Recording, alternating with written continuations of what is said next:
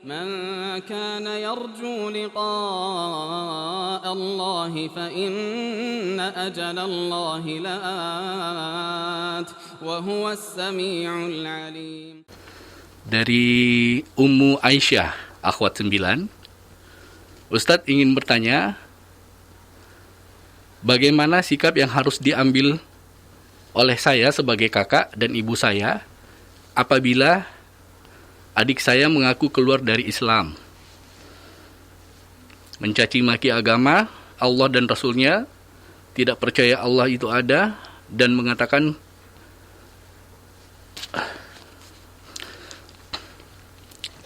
Rasulullah pendusta.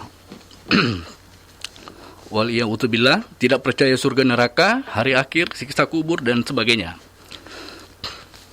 Namun masih mengenakan hijab dan sholat katanya hanya karena disuruh. Kalau kita sudah tidak disuruh maka ia bilang akan berhenti. Pertanyaannya Ustaz, sikap apa yang kami ambil sebagai keluarga? Karena kami mencoba berdialog tapi ditolak mentah-mentah, bahasan agama dari sisi manapun ditolak. Apakah kami hanya mendoakan saja atau kami ajak terus berdialog? Dan baiknya berdialog bagaimana ya Ustaz kalau berbicara dengan orang yang tidak beriman? Karena dari sisi agama ditolak, semacam alergi dengan hal-hal agama. Saya bingung bagaimana cara mendakwahkannya. Apakah didiamkan saja, tidak didakwakan namun tetap didoakan? Mohon doanya Ustaz. Semoga kami diberikan hidayah iman dan Islam, dan semoga Allah berikan hidayah kepada seluruh kaum muslimin. Tabi Ustaz. Bismillahirrahmanirrahim. Alhamdulillahirabbil alamin.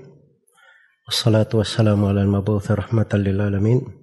Nabiyyina Muhammad wa ala alihi wa sahbihi wa man tabi'ahum bi ihsanin ila yaumiddin, amma ba'd. Semoga Allah Subhanahu wa taala memberi selalu menetapkan hati-hati kita di atas keimanan, petunjuk dan ketaatan kepadanya. Dan semoga Allah Subhanahu wa taala melindungi kita semua min mudhillatil umur, dari perkara-perkara yang menyesatkan dan hal-hal yang memalingkan hati dari hidayah. Innahu waliyyu dzalika wal qadiru alaih.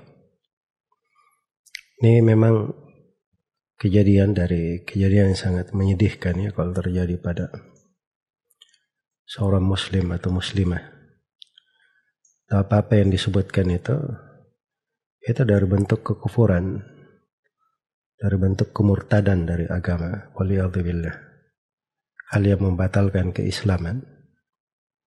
Hanya saja bagi orang yang sakit itu dilihatkan untuknya obat yang mencocoki pada hal-hal yang merupakan kekafiran kepada Allah, maka semampu mungkin dinasihati dengan hal yang memudahkan seseorang itu menerima hidayah. Apa-apa yang misalnya disebut berjalan pada dirinya, dia tetap berhijab, tetap sholat, itu dibiarkan saja. Walaupun itu tidak bermanfaat bagi seorang yang melakukan pembatal-pembatal keislaman, tetapi untuk memudahkannya supaya kembali kepada hidayah, maka diberi dari nasihat-nasihat yang mengarahkannya, yang menggugah hatinya, menggugah pikirannya. Sebab kadang pada sebagian manusia itu masuk kepadanya dari perkara-perkara, dari kebencian-kebencian yang menutupi akalnya, menutupi hatinya.